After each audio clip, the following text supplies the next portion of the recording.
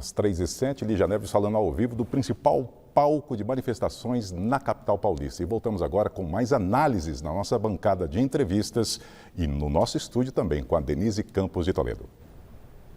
E eu converso agora com o deputado federal Fernando Baragoni, do União Brasil, deputado aqui pelo estado de São Paulo. Deputado, boa tarde, obrigada pela sua participação. Boa tarde, Denise, a todos que nos assistem no Jornal da Gazeta. É um prazer estar aqui com vocês. Agora, deputado, eu queria saber como é que o senhor vê essas manifestações pelo país. A gente vê uma mobilização importante em várias cidades, que vem ocorrendo desde o início deste domingo, contra a PEC da blindagem. Isso mobilizou a população. A gente percebe pelas redes sociais também, mesmo em relação à anistia, se questiona muito essa proposta de se reduzir as penas, inclusive, talvez não de uma forma tão ampla, mas a PEC da blindagem demonstra uma certa indignação da população, de boa parcela, por essa proteção que se tenta dar aos parlamentares. Como é que o senhor avalia isso? Bom, Denise, eu acho que a gente precisa esclarecer primeiro alguns pontos inicialmente de reflexão. A gente está vivendo uma polarização muito clara, né? A gente viu manifestações aí a favor da anistia por ampla maioria da extrema-direita e da direita no Brasil, e a gente, quando vê a votação da PEC da blindagem, a gente vê a manifestação do outro lado, né? Então, são manifestações polarizadas. Eu vejo com muita naturalidade isso, pelo momento político que nós estamos vivendo no país, mas a gente precisa ter compreensão de alguns conceitos, né, com relação, por exemplo, à PEC da blindagem.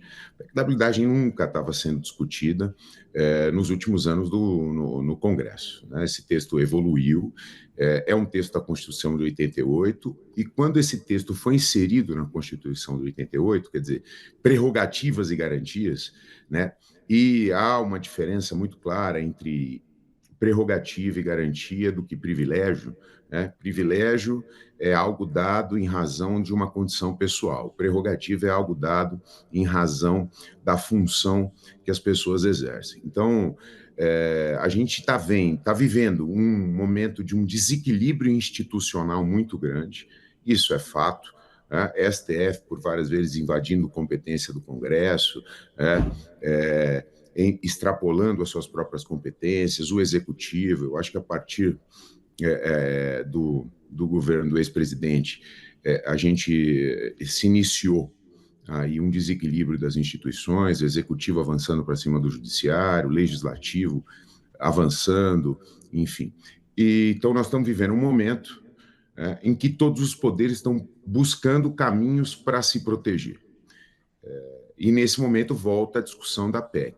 Eu te digo que a PEC foi uma resposta da Câmara dos Deputados a diversas invasões de competência, notadamente do Judiciário, nas atribuições do Parlamento. Então, o Parlamento busca se defender, a forma foi tentar buscar o texto constitucional de 88, que vinha de um momento também de tensão entre as instituições. Era o momento da redemocratização, era o momento como o parlamento se julgou constitucionalmente para defender naquela época. Eu acho que essa PEC é um pouco a resposta.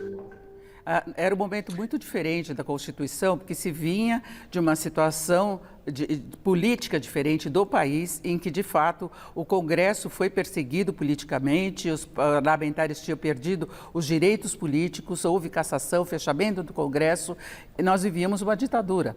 Hoje a circunstância é diferente. Você proteger um parlamentar dele ser investigado por crimes que podem não ter nada a ver com política, crimes de fato. Qual a autorização? Se pegar um parlamentar que tenha uma base muito forte, que seja de um grande partido no Congresso, dificilmente vai haver abertura desse processo. Bom, Denise, eu acho que em 88, como você disse, que a gente tinha acabado de vir da ditadura, e os congressistas se achavam ameaçados no exercício da sua função, hoje era um desequilíbrio institucional. Toda a ditadura é o desequilíbrio institucional, por isso veio a Constituição de 88. Hoje nós estamos vivendo o mesmo desequilíbrio institucional, haja visto o que está acontecendo. Eu vou te dizer, por exemplo, da anistia. A anistia, eu votei a favor da urgência da anistia. E sou completamente contra a anistia ampla e restrita, sou completamente contra qualquer tipo de projeto de anistia, porque o projeto agora, o relator, que é, no caso, o deputado Paulinho da Força, né, ele pode refazer completamente o texto. Agora, não é urgente a gente enfrentar esse tema no Brasil? Não é urgente a gente levar esse tema para o Congresso? Eu acho a anistia inconstitucional, qualquer que seja ela, ampla e restrita, nem se diga, né? Agora, mesmo a light, então, o texto que eu defendo, né, é um texto que busque trabalhar no próprio artigo 359, e que o Congresso decida, né? Eu acredito que os manifestantes ali de 8 de janeiro devem ser, sim, processados, julgados pelos crimes de danos que cometeram, dano ao patrimônio público, dano qualificado, né? Ninguém tem o direito de fazer isso sem que seja punido. Agora, será que não houve algum excesso em condená-los, porque entendo que foram massa de manobra ali, como fizeram também no golpe de 64, manobrando parte da população? Neste caso, será que eles não deveriam, talvez não, serem apenados pelo crime de tentativa de golpe e de abolição do Estado Democrático de Direito? Não pelo crime de dano. Pelo crime de dano tem que pagar, deve pagar, como qualquer cidadão pagaria, né? Agora, núcleo do governo, houve tentativa? Claro que houve, está claro. Não há que se negar que houve uma tentativa de golpe. Essa tentativa está tipificada no Código Penal. O senhor defende entrou em vigor agora em dosimetria. 2021. Uma mudança na dosimetria das penas?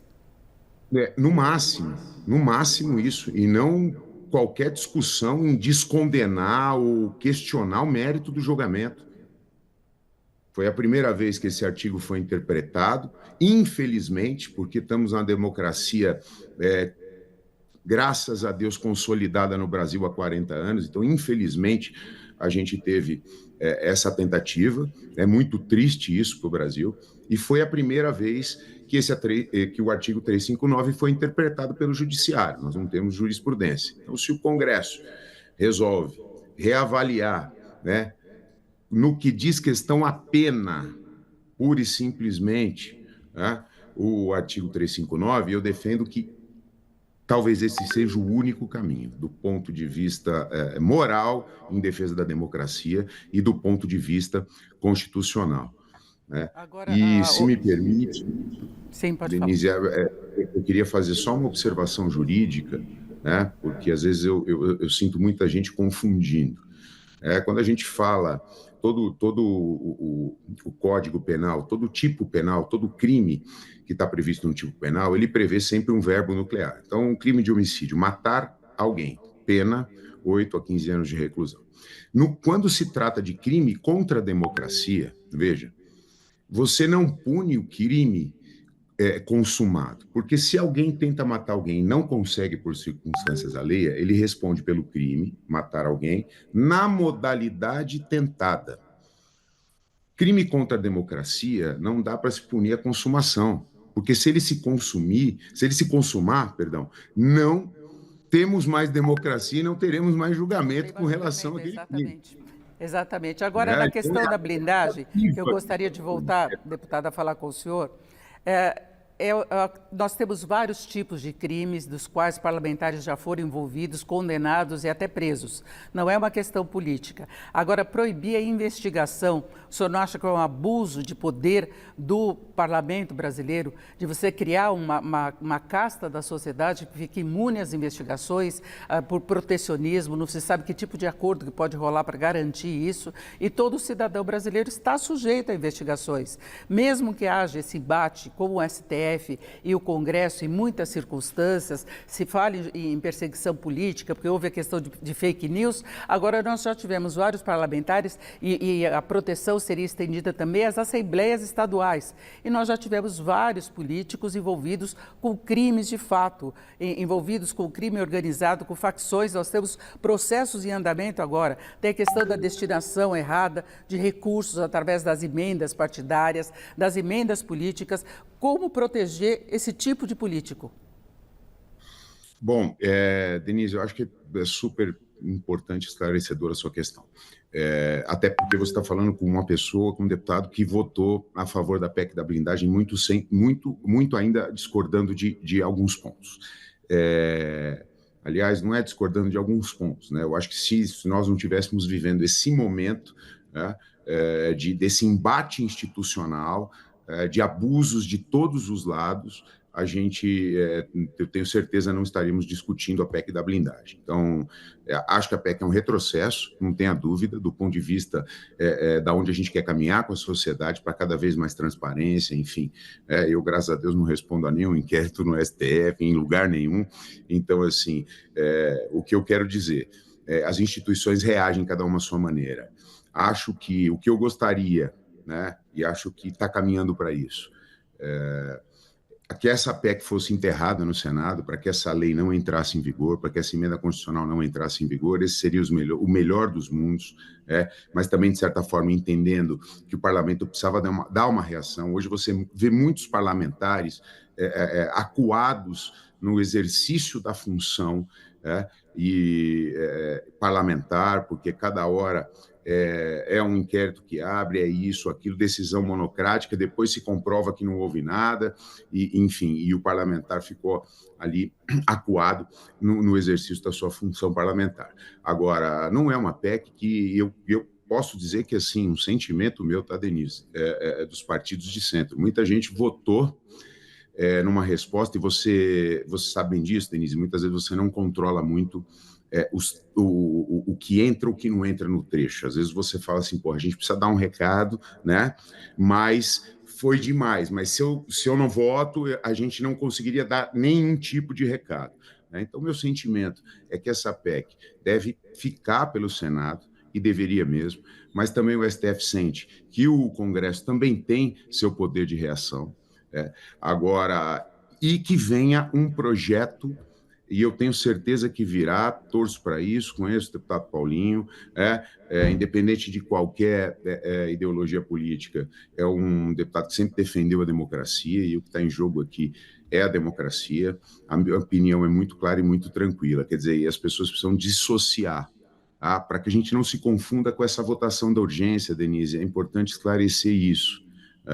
A gente não aguenta mais. Eu que sou de centro, contra a anistia, como fiz questão de deixar claro aqui minha posição, eu votei sim a urgência, porque a gente precisa parar com essa pauta no Brasil. Essa pauta no Brasil só retroalimenta dois extremos que vivem disso e que não querem que o país continue e que querem levar essa discussão até as eleições do ano que vem, para que a discussão se dê em cima disso.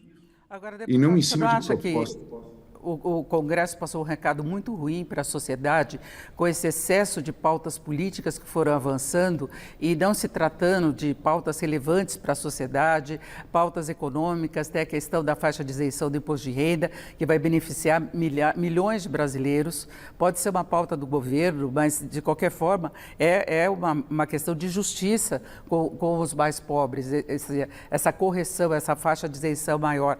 E o Congresso totalmente focado em pautas políticas e que causam toda essa preocupação, essa indignação de boa parte da sociedade, né? Exatamente, Denise. Mensagem muito ruim, né? Mensagem muito ruim, volto a falar, é a mensagem dos extremos, porque os extremos vivem dessa narrativa, né? Simplesmente, somente dessa narrativa, enquanto a gente tem pautíssimas importantes. Eu fiz parte da comissão do 1087, que é justamente a medida do imposto de renda, importantíssima, nós precisamos colocar em votação, dentre outros inúmeros temas, Denise. O Congresso está parado, a execução orçamentária começou agora, sempre, todos os anos, começa em abril. Então, por isso que eu sou a favor de que esse tema venha urgente a plenário, a minha posição é clara, e eu te garanto que o que foi hoje, o que teve de aprovação na votação da urgência, isso dizendo ali de conversa com os colegas, tá? Muita gente votou para que a gente defina de forma urgente, né? E muita gente que votou, em especial do centro, né, votou não a favor da anistia, sim a favor da urgência dessa discussão, e uma ampla maioria do centro, eu tenho certeza, não concorda com anistia, seja ampla ou seja anistia light, né? Anistiar é um tapa na cara da democracia. A gente precisa, se entender necessário, rever o Código Penal, só. Agora, nessa questão da anistia, não está se colocando muita responsabilidade das mãos do relator, do Paulinho da Força, do deputado, e no caso da blindagem, nas mãos do Senado, que Davi Alcolumbre é que tem que reter esse projeto? Faz parte do sistema, né, do nosso sistema, e eu estou sentindo, tá, Denise,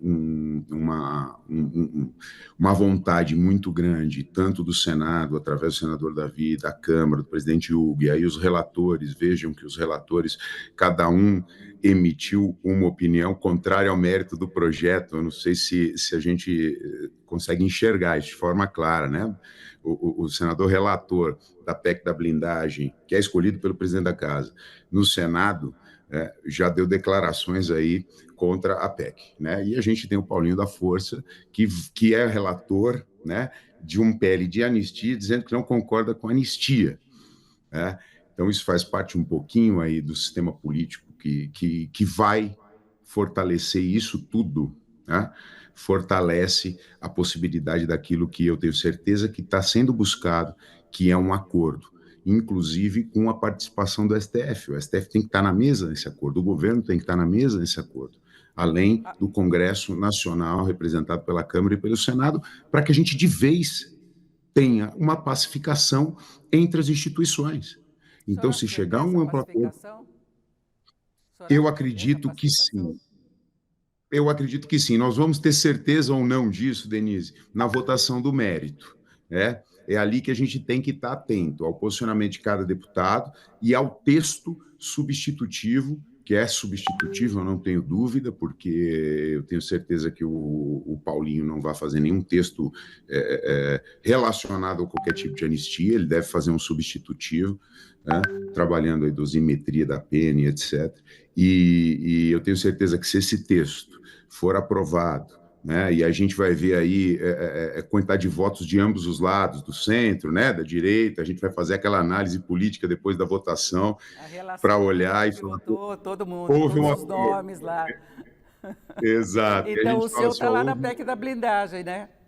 O seu está lá. O meu está lá na blindagem, e sinceramente espero que não passe no Senado, porque eu acho que se a gente tiver uma anistia aqui, uma anistia consolidada e construída para essa pacificação, né, eu tenho certeza que o Senado não vai aprovar a PEC da blindagem. Esse seria o melhor dos mundos, né? Porque a Câmara acabou de uma forma, deu o seu recado, né? Com excesso ou não, mas deu o seu recado, mas esse recado, por conter alguns excessos, também não foi para frente, isso seria importante. E do outro lado, a gente construiu um texto também que, vocês parem de falar em anistia, essa pauta acabou, ok? Nós vamos aprovar esse texto aqui, que está todo mundo de acordo, para a gente voltar a conviver como deveríamos ter mantido, né, a nossa convivência desde a redemocratização. Eu acho, Denise, que a gente tem que deixar para o cidadão brasileiro muito claro que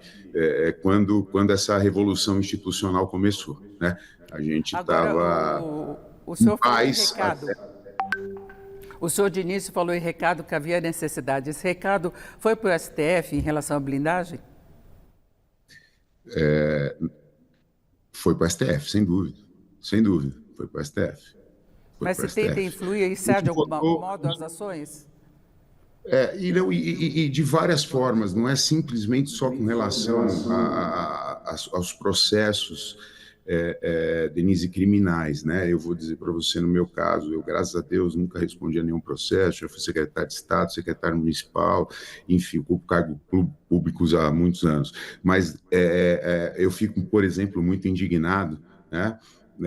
Nós derrubamos os decretos do governo do IOF, né? E eu dei muitas declarações com relação a isso, e no dia seguinte o judiciário reestabeleceu os decretos do IOF, quer dizer, prerrogativa do legislativo através dos projetos de decreto, isso entre inúmeras outras, né? Invasões de competência institucionais, né?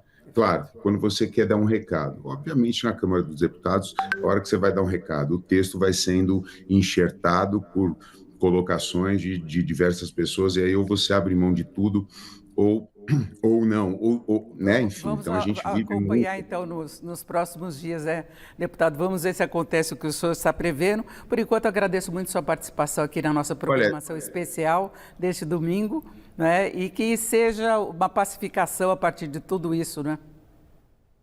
Não, sem sombra de dúvida, Denise. Muito obrigado. Eu estou aqui sempre de forma muito clara para expressar tanto os meus votos quanto as minhas opiniões, né? Não tenha dúvida disso.